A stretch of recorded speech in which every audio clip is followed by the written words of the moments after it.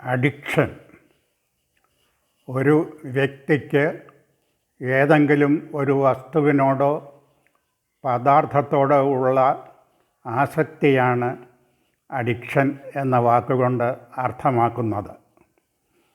ജീവിതത്തെ ബാധിക്കുന്നതും പരിണിതഫലം ഉളവാക്കുന്നതുമായ ഏതെങ്കിലും ഒരു വസ്തുവിൻ്റെ ഉപയോഗമാണ് അഡിക്ഷൻ. അഡിക്ഷൻ ഉള്ള വ്യക്തിക്ക് ആസക്തിയുള്ള വസ്തുവിൻ്റെ ഉപയോഗം മാനസികവും ശാരീരികവുമായുള്ള സന്തോഷം ഉണ്ടാക്കും. അങ്ങനെ സന്തോഷം ഉണ്ടാകുന്നത് മൂലം ആ വ്യക്തിക്ക് തൻ്റെ സ്വഭാവത്തിൽ മാറ്റം വരുത്തുവാൻ സാധിക്കുകയില്ല. രണ്ട് തരത്തിലുള്ള ആസക്തികളാണ് ഉള്ളത്. ഒന്ന് ഫിസിക്കൽ അഡിക്ഷനും രണ്ടാമത്തേത് ബിഹേവിയറൽ അഡിക്ഷനുമാണ്. ഫിസിക്കൽ അഡിക്ഷൻ 3 കാറ്റഗറിയായി തിരിക്കാം. ഡ്രഗ് അഡിക്ഷൻ, ആൽക്കഹോളിൻ്റെയും പുകവലിയുടെയും അഡിക്ഷൻ, പ്രിസ്ക്രിപ്ഷൻ ഡ്രഗ് അഡിക്ഷൻ എന്നിവയാണ് ഫിസിക്കൽ അഡിക്ഷൻ. ഡ്രഗ് അഡിക്ഷനും ആൽക്കഹോളിൻ്റെയും പുകവലിയുടെയും അഡിക്ഷനും എല്ലാവർക്കും അറിയാവുന്ന കാര്യമാണ്. ചില വ്യക്തികൾ ഡോക്ടറുടെ പ്രിസ്ക്രിപ്ഷൻ ഇല്ലാതെ മരുന്നുകൾ വാങ്ങി കഴിക്കാറുണ്ട്. ഉറക്ക ഗുളികകൾ പോലെയുള്ള ഡ്രഗ്സ് അമിതമായി ഉപയോഗിക്കുന്നവരുണ്ട്. അങ്ങനെയുള്ള ആസക്തിയാണ് പ്രിസ്ക്രിപ്ഷൻ ഡ്രഗ് അഡിക്ഷൻ എന്ന പദം കൊണ്ട് അർത്ഥമാക്കുന്നത്. Food addiction, sex addiction, pornography, മൊബൈലിൻ്റെയും കമ്പ്യൂട്ടറിൻ്റെയും അമിതമായ ഉപയോഗം, work addiction, spiritual obsession, shopping addiction, video games addiction, gambling addiction എന്നിവ ബിഹേവിയറൽ അഡിക്ഷൻ്റെ കാറ്റഗറിയിൽ വരും. ചില ആളുകൾ എപ്പോഴും ഭക്ഷണം കഴിക്കാൻ താല്പര്യമുള്ളവരാണ്. ഈ സ്വഭാവം മൂലം അമിതവണ്ണം ഉണ്ടാകുകയും അതുമൂലമുള്ള രോഗങ്ങൾ ഉണ്ടാകുകയും ചെയ്യും.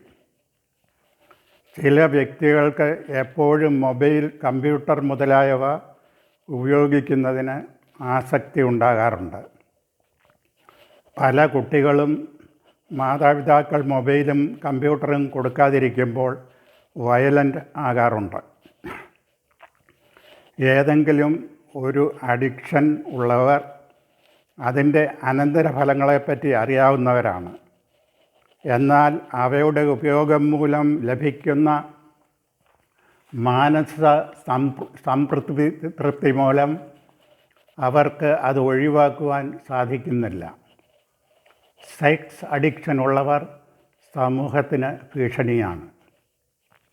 ഷോപ്പിംഗ് അഡിക്ഷൻ ഉള്ളവർ ഭവനത്തിലെ സാമ്പത്തിക ഭദ്രത തകർക്കും.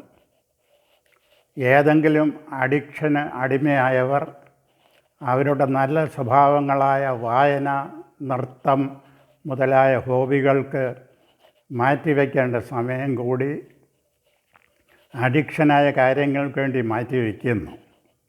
അത് കുടുംബത്തിൻ്റെ കെട്ടുറപ്പിനെ ബാധിക്കുന്നു.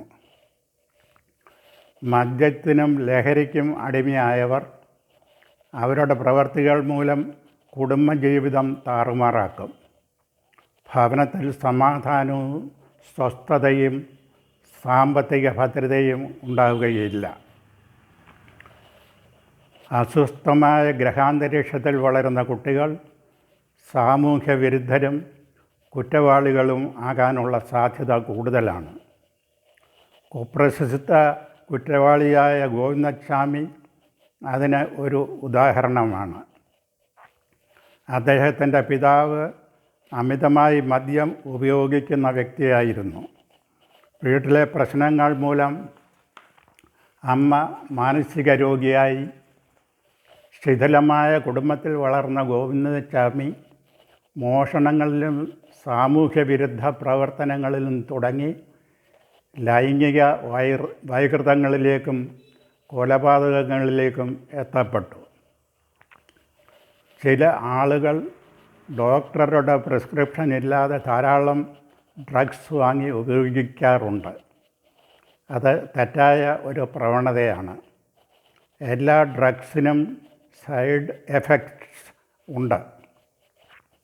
അമിതമായ ഡ്രഗ്സിൻ്റെ ഉപയോഗം ഗുണത്തേക്കാളേറെ ദോഷം ഉണ്ടാക്കും.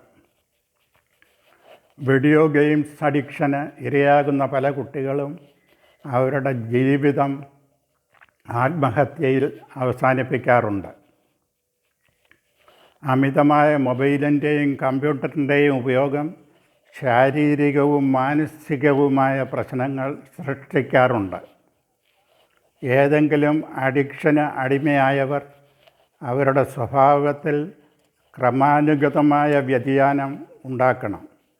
ഉദാഹരണത്തിന്, പുകവലി ശീലമാക്കിയവർ അവരുടെ പുകവലി ശീലം ക്രമേണ കുറച്ചു കൊണ്ടുവരണം.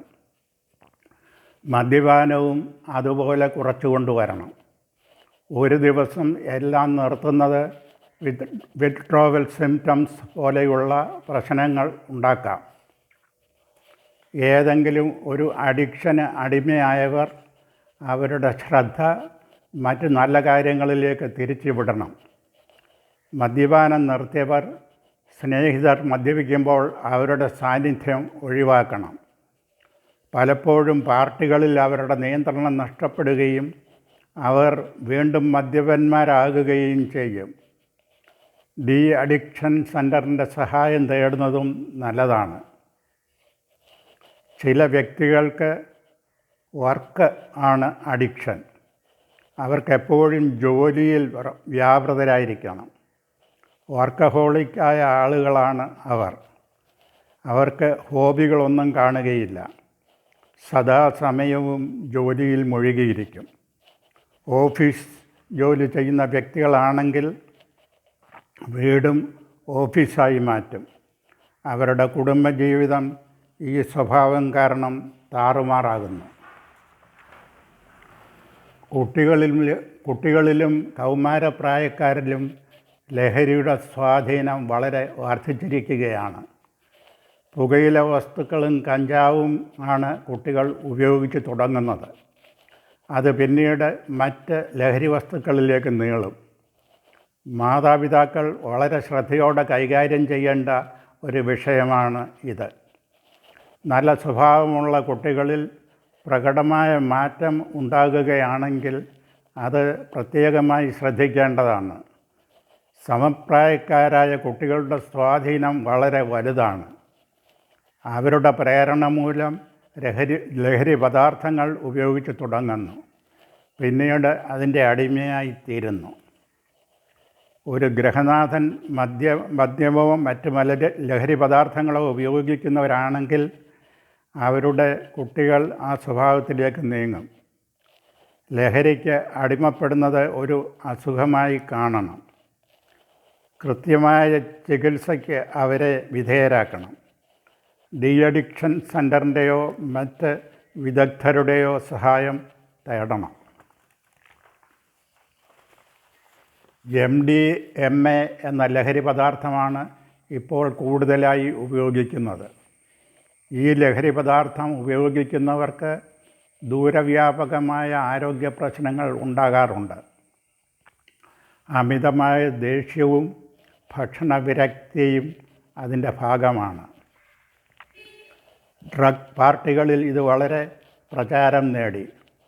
തലച്ചോറിനെ ഉദ്ദീപിക്കുന്ന ഒരു പദാർത്ഥമായതിനാൽ യുവാക്കൾക്ക് ഇഷ്ടമാണ്.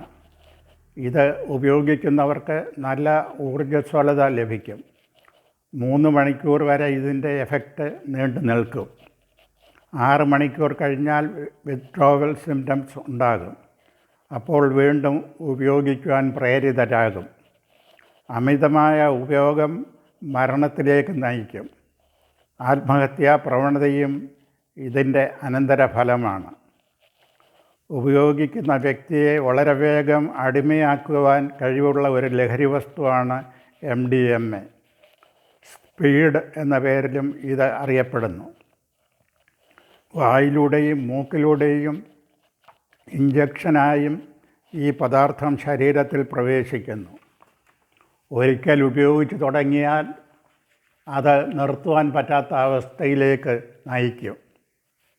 എല്ലാ ആസക്തികളെയും ഒരു രോഗമായി കണ്ട് സമയബന്ധിതമായ ചികിത്സ നൽകിയാൽ അതിൽ നിന്നും മുക്തി നേടാം.